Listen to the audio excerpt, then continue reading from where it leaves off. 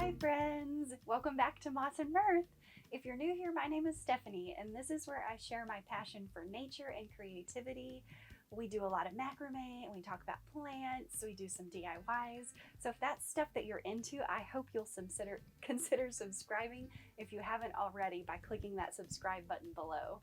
I also want to say Happy New Year to everyone. I personally really enjoy New Year's. I treat it as like a reset, so I am definitely one of those who likes to set resolutions and kind of track my progress throughout the year. So with this being a new year, there are a few goals I have for my channel. One being that I want to bring you a lot more plant content.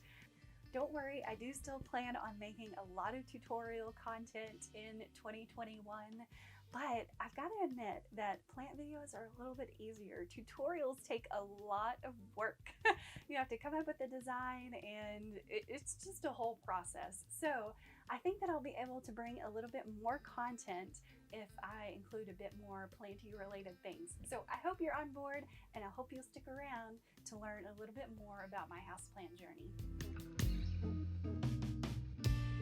Plants are a continuing and growing passion of mine, so I want to kind of share my journey with plants, specifically houseplants, with you in hopes that maybe it can spark a little joy or inspire you to pick up a few houseplants of your own.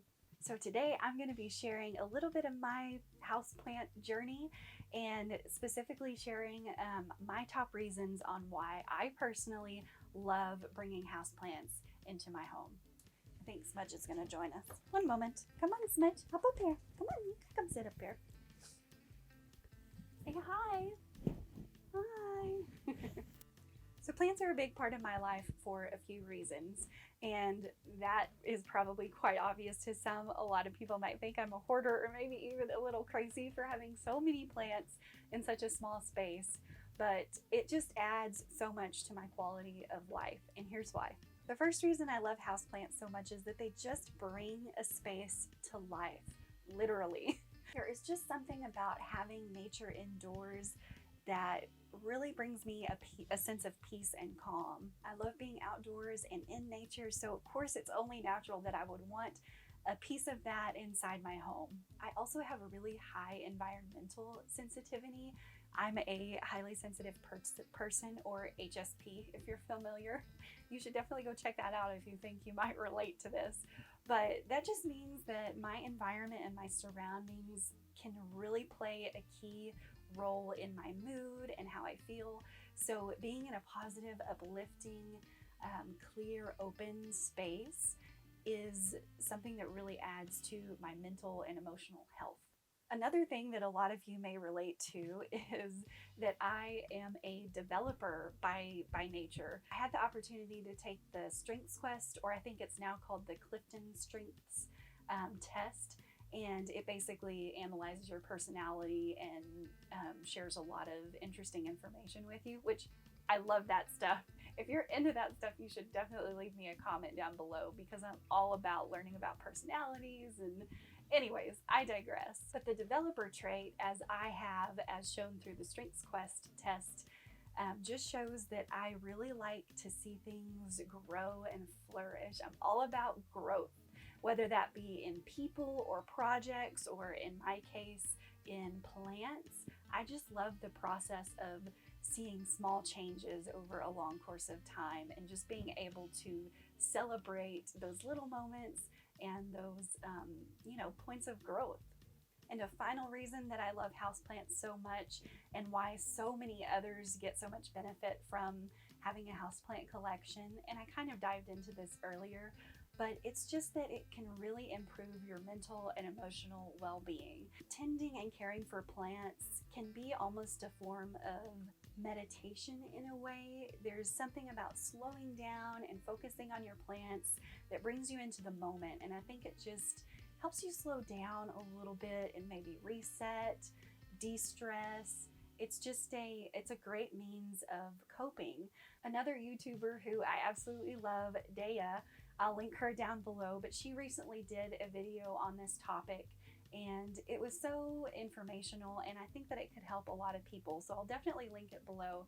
But she just kind of talks about how plants can be a great coping coping mechanism for so many people who deal with so many emotional and mental health types of things. I started to do a lot of research last night when I was jotting down some notes for this video, and ultimately I decided that I really just wanted to share some of my personal reasons on why houseplants are so special and meaningful to me. So I hope that me getting a little bit personal was at least entertaining, or maybe you learned something, but I hope that you enjoyed diving into all that.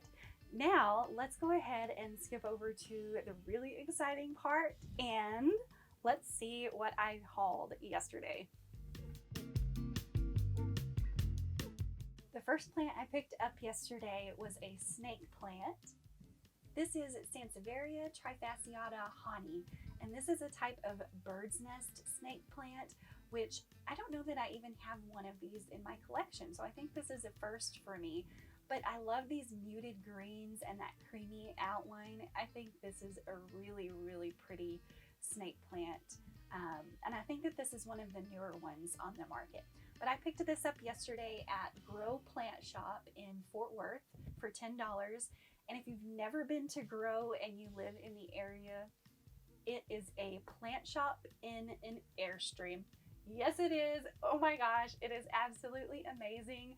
I love it so much. I love to visit any chance I get, and I tend to pick something up every time I go because I don't know, every visit is just so special.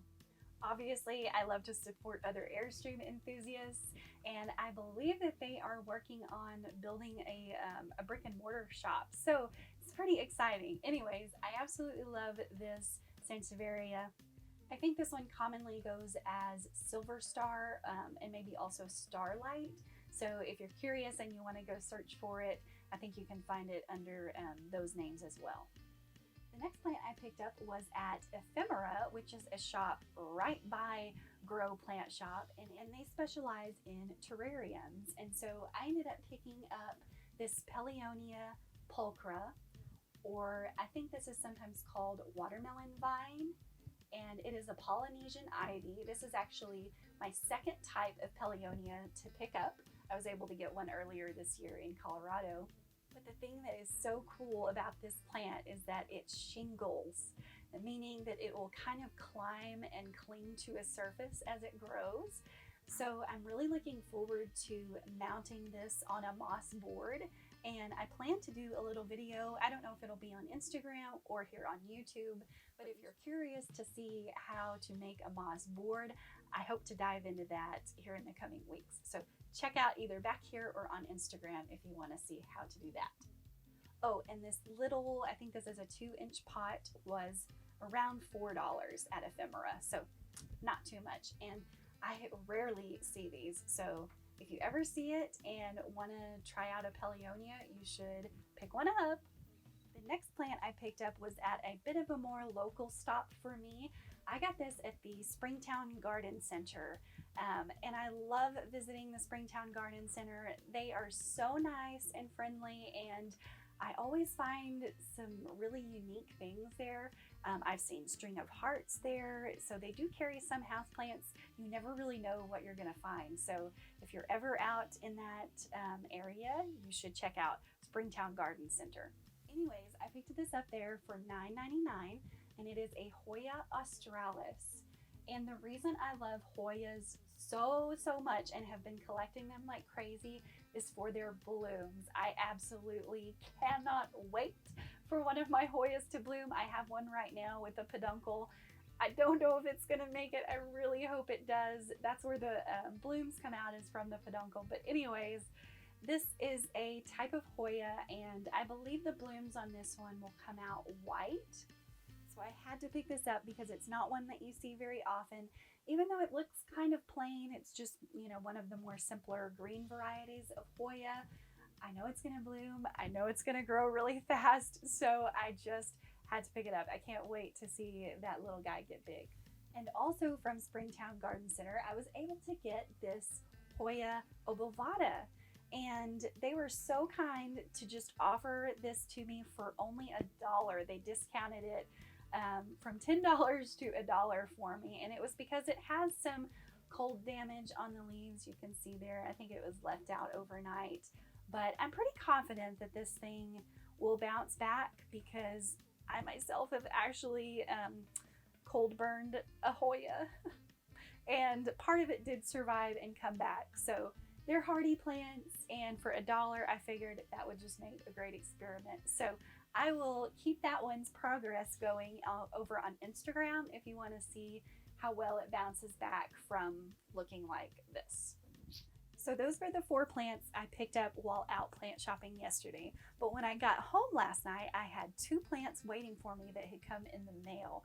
And I actually videoed the unboxing. So I'll kind of insert some clips of that unboxing as I go ahead and talk about some of these plants. I will leave the Etsy shop and the plants I purchased linked down below. So if you want to go check that out after you see the unboxing, feel free to go check out her shop. I definitely recommend this Etsy shop. I would certainly purchase from them again. I did have a small hiccup with my order, which we'll get to in a moment, but they made it right, and I'm absolutely going to repurchase this particular plant that struggled a bit in the spring when it warms up a little. So anyways, here's kind of my unboxing. The plants came packaged in newspaper and then kind of wrapped in this foiled bubble wrap. So they were pretty well secure in there. There was some soil that spilled out. I also purchased a heat pack, and it hardly had any warmth left in it. I think it was just a 72-hour heat pack. And these plants were in the mail for 6 days. So the first one I opened was this Hoya obovata, and it had a little bit of soil leakage, but overall it looks great. I think this plant is going to do just fine, even after the stress from being in shipping for 6 days. Still looks kind of rough from unpackaging. He had some soil come out, but this is a more fuzzy leafed Hoya. Oh, I wish you could feel it. It feels so sweet and velvety. Again, this is one that you don't see very often. I got this for, I think around, I can't remember. I will leave the information down below for her shop and also what I paid for that plant.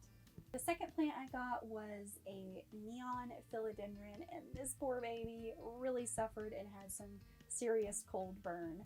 You'll see that a lot of the leaves are flimsy and transparent and kind of papery, and that's just an indication of cold burn. I do still have some green leaves kind of towards the middle that were protected from the outer leaves. We'll see how they do. I think that this plant may actually grow once I get it cleaned up a bit, but who knows. Anyways, the shop owner did offer to refund my money for this plant, which I think is absolutely fantastic. And like I said, I plan to repurchase it in the spring if it's still available once it warms up. Well, I think that about wraps it up for this video. I hope you enjoyed learning a little bit more about why I love houseplants and make them such a priority in my little tiny home. And I hope you enjoyed the unboxing and the plant haul as well. I always love sharing that, and I plan to do more of that in the future. So like I said, I hope to bring you a lot more plant content this next year in 2021. So if that's up your alley, be sure to check back often. Subscribe if you haven't already. I would love it if you would like this video, and I will see you in the next one. Bye.